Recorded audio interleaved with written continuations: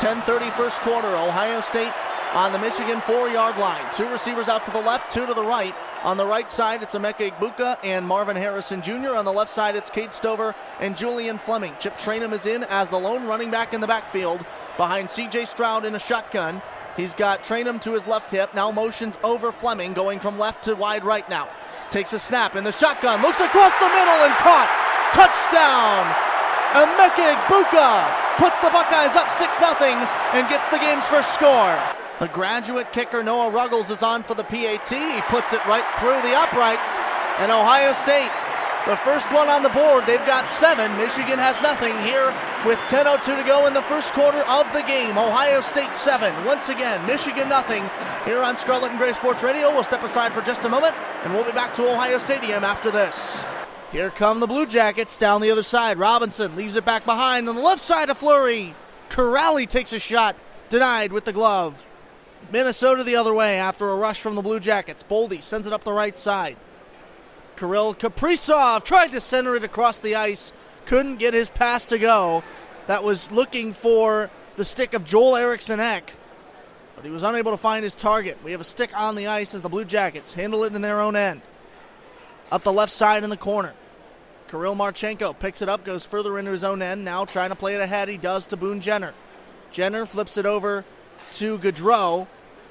The Blue Jackets gain it across the blue line, but then a telegraph pass and a shovel across the neutral zone. Get it out of the zone for the Wild. Re-entering is Gaudreau on the left side. Tried to center it across to Marchenko, who was coming down Main Street in the slot. Back on the stick of the Wild comes the puck. Jake Middleton with it, handling in his own end, and we're going to get a penalty here against the Blue Jackets. It looks to be a cross-check against Gavin Bayreuther, and the crowd does not like that. What was once 21-7 in favor of Ohio State is now 24-21 with the Bulldogs ahead, courtesy of 17 unanswered points by Georgia and their quarterback Stetson Bennett. Now Ohio State trying to get on the right side of things on offense, which will probably be, if they do this right, the last possession of the first half here at the 2022 Chick-fil-A Peach Bowl on Scarlet and Gray Sports Radio and SGSR TV, alongside Tyler Danberg. I'm Caleb Spinner. C.J. Stroud back in the shotgun. He's got Xavier Johnson in a running back formation out to his left. He now motions him up to the line of scrimmage. He'll join Marvin Harrison Jr. as the pair of receivers on the left side, 3 out to the right. It's caught and connected with Xavier Johnson on that left side as Stroud immediately took the snap with a clap and looked over to that left side, connects with number 10, and it's moved up, clock rolling under a minute 30. It's now 2nd and 4. They'll give a gain of 6 and immediate a snap back again. Stroud across the middle, connects with Egbuka across the 45-yard line, just shy of the 50. They'll give him the 48. And the clock continues to roll, minute 19. It was stopped due to the moving of the chains on that first down. Ball now dead center at 50 at the midfield line, 1st and 10. Ohio State trailing by 3, minute 11. As Stroud is once again back to pass and once again complete over to his right side. That was Julian Fleming who came up with the play, another first down. It's now a minute 6, now ticking under, clock beginning to roll. Minute 2, minute 1. Stroud has 2 options receiving out to his left and right, and a lone man in the backfield as he's back in the shotgun to pass. Across the middle, wide open, he's got his man! Spin move at the 5-yard line, Xavier Johnson! What a move! The man who came up big with his first reception and touchdown against Notre Dame in the opening week, he's got one in the college football semifinal. The patience from Stroud. He lobbed it down the left hash. Johnson caught it at the 10. He pirouetted at the 5 and somehow got over the goal line. He hadn't had a touchdown catch since the week 1 game against Notre Dame. He's got one in the playoff as time was expiring in the first half. A white knight, Colin Barishnikov, with dance moves like that. Here comes the PAT from Noah Ruggles, and he puts it up the middle, and it's good on the PAT for one more. Ohio State back in front by 4, 28-24, with less than a minute to go here in the second quarter and the first half of the 2022 Chick-fil-A Peach Bowl at Mercedes-Benz Stadium in Atlanta, Georgia. We'll be back here in just a minute on Scarlet and Gray Sports Radio and SGSR TV, the official student radio home of Ohio State Athletics.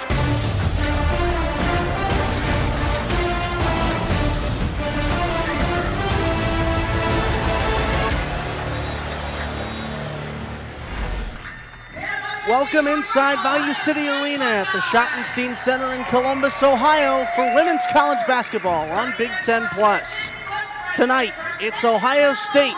They're looking to extend their undefeated season against the Albany Great Danes. Alongside Hannah Williford and joined by Cole Emplin, I'm Caleb Spinner.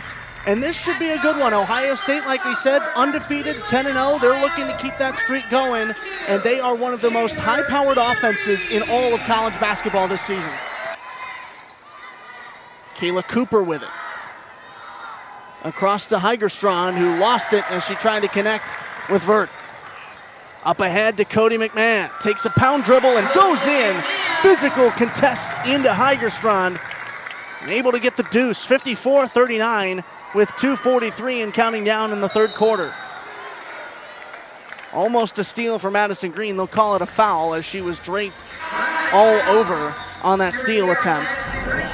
We'll get Shoemate and Heaven Bristow checking in. Bristow, her first few minutes of the night, as you get a replay of that connection between Green and McMahon. And now is an appropriate time as any to mention Madison Green and her assisting. She leads Ohio State with 58 helpers this season, averaging 5.5 assists per game.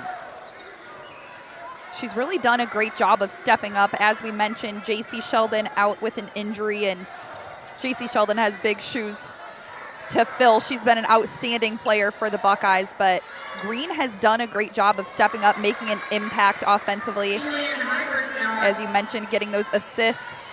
She's a really strong player, well-rounded. Heigerstrand gets her turnaround jumper to fall, now in the hands of Ricky Harris. Shoemate pulls the trigger from deep and knocks it in. Bangs home the trifecta. Emma Shoemate to get her first 3 points of the night. 13:49 to go, third period. A one-goal lead for Ohio State, 2-1 over the 8th seed Bemidji State Beavers. The Buckeyes pick it up. Sophie Jakes, she has 2 goals already, was looking for a shot, couldn't find it. Puck sails out to the right point, now into the right slot. McKenna Webster rings in a shot. She was crossing it over for Peyton Levis, couldn't find her. Larson uses the wall to get it to a teammate. Over to Anik.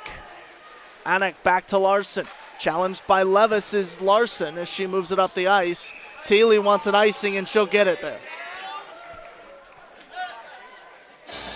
Clock stops at 13:16, 40-9, the shots in favor of Ohio State.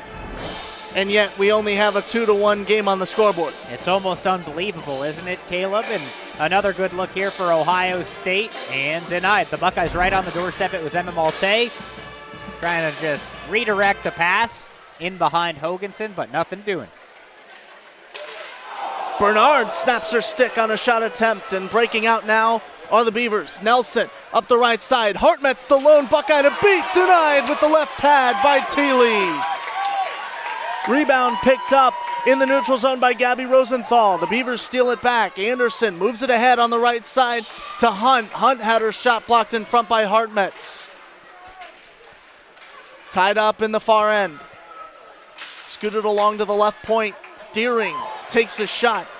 McKenna Deering hits the ice as Buglioni flips it over. Picked up by Adriana Vandalist. Vandalist with it in front of the Ohio State bench. She'll jump and change. Peschel back in the Ohio State end, handling it behind the goal line. Got it over to Brengman, now back to Peschel. Peschel far side with it, challenged by Bemidji State. They keep it across the blue line, but now finally poked out by Ohio State into the neutral zone. Fortin shovels it ahead into the Buckeye end. Peschel picks it up with 12:06 to go, third period. Beavers steal it in close to Thiele, loose puck. Finally directed and skated away with by Sophie London. Couple of big-time saves from Amanda Thiele in the last 3 minutes or so, and that's hard to do when you haven't seen very much throughout a game. Beavers trying to clear it out of their end. Ohio State trying to set up a goal chance to extend their lead. Currently ahead 2-1. Laurie over to McWard. McWard now sailing up right side. Dalton Messina pushed it ahead. Messina had his first goal against Notre Dame in that series. The Buckeyes didn't come away with a win in those two games, but they did lose and then tie in the conclusion.